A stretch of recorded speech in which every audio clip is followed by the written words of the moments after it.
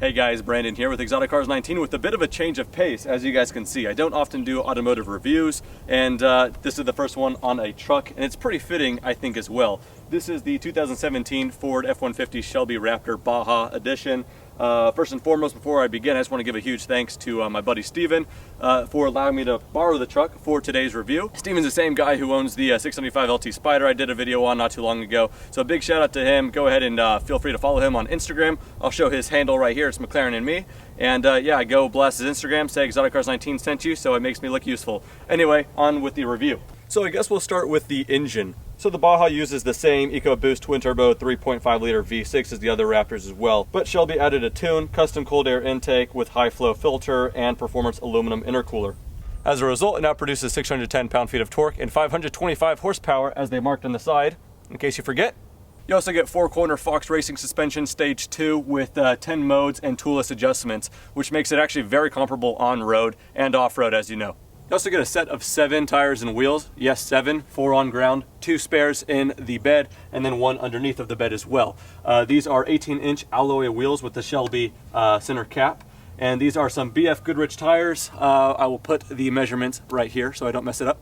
Now, as if you couldn't distinguish the differences between the Shelby Raptor Baja F-150 and your granddaddy's F-150, I'll give you a couple pointers. Certainly the Shelby Raptor Baja decal works. Some other things include a dual intake air ram in the hood, custom bumpers and skid plates, chase rack mounted on the bed with full-size spares, and multiple LED light bars. You also get power automatic running boards, which make it a little easier to climb into the interior. The interior itself is custom embroidered with leather seats and Alcantara inserts with red accenting throughout the black interior. Alright, so I guess now I'll just climb on in, show you guys the interior. So here's the key. It is keyless, which is nice. You can just open and lock it from the outside without getting the key out of your pocket. So put that back in my pocket, grab the door, like I just mentioned, the automatic boards, very, very quick to activate, which is nice as well. Step on in, out of the cold, and then close the door. So yeah, the interior, really like this. I've only driven this once before this video. We're gonna go ahead and drive it out again. Let me just try to clean that lens real quick. All right, that's better. But what I was saying is I've driven this on just one occasion before, so it'll be nice to drive it again. But what I recalled was it just drives and feels more like a car than a big overwhelming truck, which is what I really like about that. But more on that when we start driving. Overall interior, like I mentioned, with the custom upholstery with the red accents and the suede and leather, very nice. Cat skin interior as well. So yeah, looking around, there's carbon fiber, some real, some fake. Just off the top of my memory, I mean, it's pretty easy to distinguish what is the real carbon fiber, what's fake.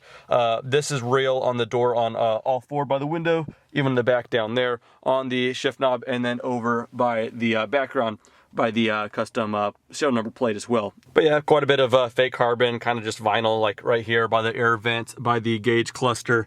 As you can see right here, yeah, just all around there.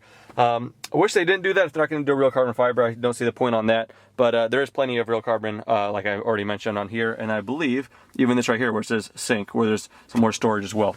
But yeah, definitely some real carbon, which is nice. I'll go ahead and put the key in the cup holder, and to start it, just put on the brake and then start switch here.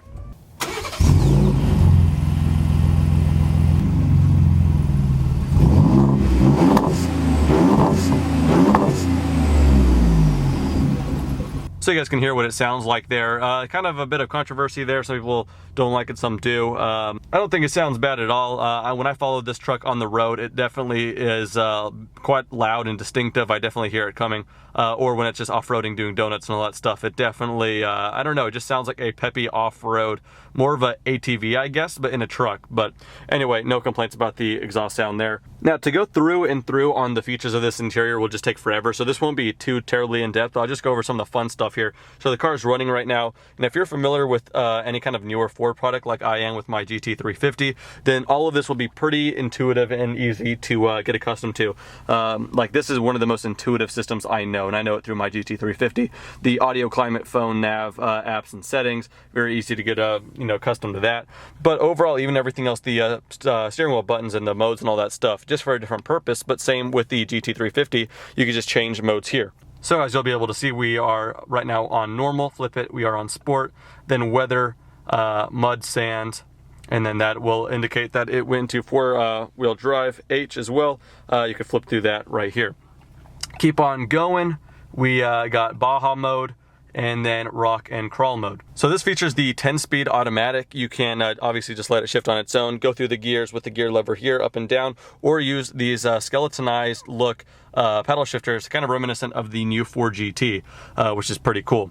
Now, looking up here are your light switches for the light bars, the first 5 anyway. And to control the tilt on the overhead bar, that is just this little switch right here, up and down. Now, before we take it on a drive, I thought I'd talk about production numbers and the price, of course. Production numbers are kind of all over the place. I've consistently heard 25 will be made as 2017 year models, but total I heard anywhere from 125 to even 500, but most consistently I've been hearing 125 to 150. So take that for what you will. As for price, pretty darn attainable actually. Starts at about $16,815. So yeah, not bad, pretty obtainable. $116,815. Not so obtainable. Shit. All right, so I guess now we'll take it for a drive. Get you guys my novice in general with trucks kind of first impressions, or second impressions that is. Like I said, I did drive it the day he bought it very briefly, and like I said, from what I recalled, it was actually very comfortable to drive considering the Baja Edition. But anyway, for this drive, we're gonna go ahead and start off on normal mode and everything that goes with that. And then when you put it in drive, you see the number 1 through 10. So you see what gear you're in at real time when it starts shifting. It's funny here in the bright of day, I could still use the floodlights and I could see it, especially in the reflective street signs, of course, but even on the road, just how bright these lights are.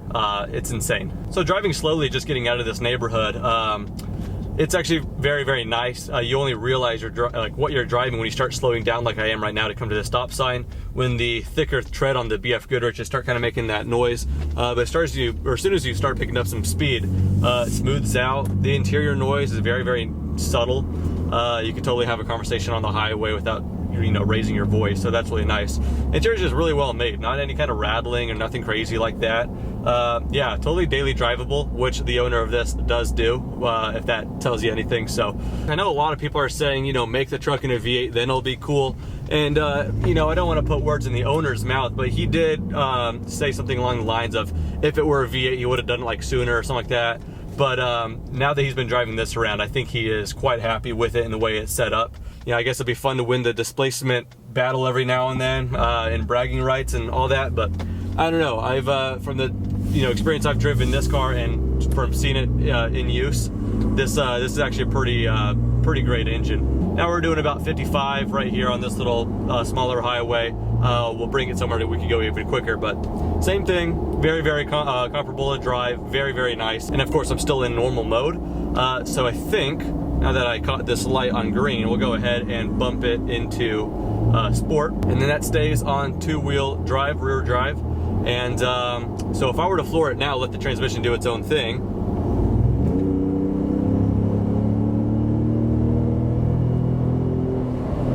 for being a 10-speed and not shifting there, I guess they were geared quite long, so it actually downshifted pretty well. I don't know what gear that was, I wasn't really looking.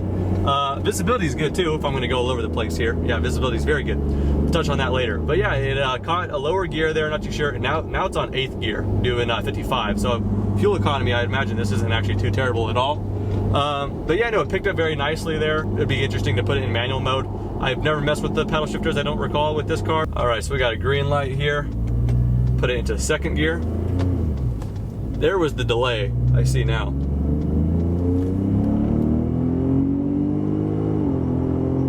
So you guys can see for yourself. We're doing now 85 miles an hour, and for a truck, I mean, that picks up very nice. I'm just gonna flip it all the way to 9th, and it allows me to go to 10th. That shift was a little abrupt. He did say every now and then, I think, 1st to 2nd, maybe 2nd to 3rd, something like that. But for me, it was 1st, 2nd there, and then to 10th gear. A little bit more of a jerk, happens more on sport mode. He did tell me about that. So yeah, as you can see from the transmission, if you guys are gonna be messing with the paddle shifters, treating this thing like a sports car or whatever, it'll do it just fine. It's actually not too bad, for a truck, for what it is. It flips through the 10 gears pretty nicely. As I already mentioned, visibility is very good. Probably a little worse than a standard Shelby or Raptor, but I haven't driven those just because of the rear tire rack and all that stuff, which is totally worth the loss in slight visibility. But it's not bad at all. I could look at the rearview mirror, look right in between those. looking out the side, nothing's being blocked. Of course, I'm coming from driving sports cars ever since I started driving, so driving this is really nice as well. As far as my truck experience, I've not driven too many trucks. I think the first truck I've ever driven was like a 2010 or 2011 F350, and I was driving, at the time I drove that, I was driving around in a Subaru BRZ. That was my car. And so that F350 felt like an absolute skyscraper. I felt like I was in every lane at once because I was just not used to it.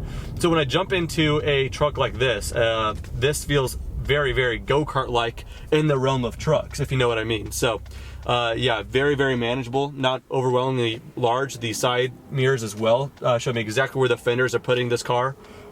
So yeah, very, very easy to drive. That's coming from a sports car owner. Again, in normal mode, accelerating out of here.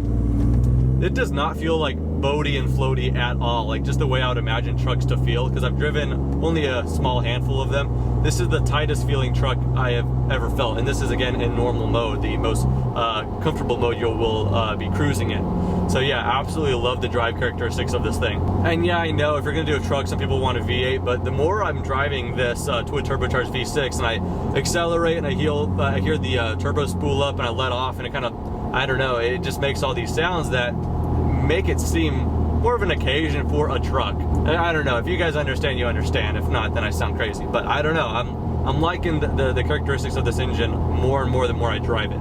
So I've said this to plenty of people in the past, and that is that I'm not a truck person, but it's just taken a lot for me to catch my eye. In most cases, what would catch someone's eye on a truck just wouldn't, I wouldn't bat my eye towards.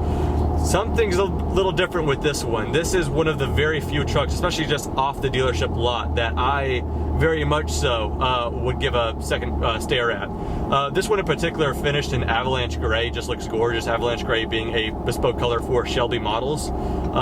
Yeah, absolutely love it with the striped vinyl and all that stuff. And then of course all the interior, the red accents and the steering wheel stripe and all that kind of stuff. It is, like I said before, not your granddaddy's F-150. And I think anybody into trucks or cars or not in general will be able to pick up on that this is something actually pretty special. In fact, I could actually attest to that as well, because I've done more riding in this car or in this truck than driving. I'm gonna have to change my vocabulary, car and truck. Anyway, but I can attest to that because from when I rode in it, we went through, I could just think of a couple different occasions. One time there was a Fox body Mustang that was revving next to this thing. Sometimes you forget what you're in. You're like, oh, you're just in a F-150, Shelby Raptor Baja, which is cool, but you don't think people want to street race you. Well, they do. And then another time we were going through a drive-through, like some burger drive-through, and the guy working there just looked at the truck and said, "How much do one of these go for?" Nice car.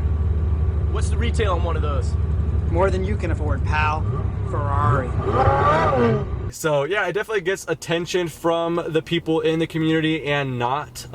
So yeah, one of the very few trucks I would actually dwell over. And I don't know which truck is for me if I were to, have a second car and it for me to, a truck for work and all that stuff. But after reviewing this one, being there when he bought it, just out of coincidence, I was at the dealership and kind of experiencing the ownership experience of this Baja, it's hard to want anything else. So I guess I'm spoiled in trucks now.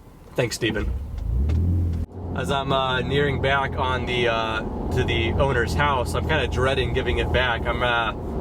Yeah, for only the second time I've driven it, but spent some time with it today for this review. I'm really, really growing fond of it. I really want one. Pondering thoughts now on how I can afford one. I don't have PewDiePie money or nothing like that, so I don't know.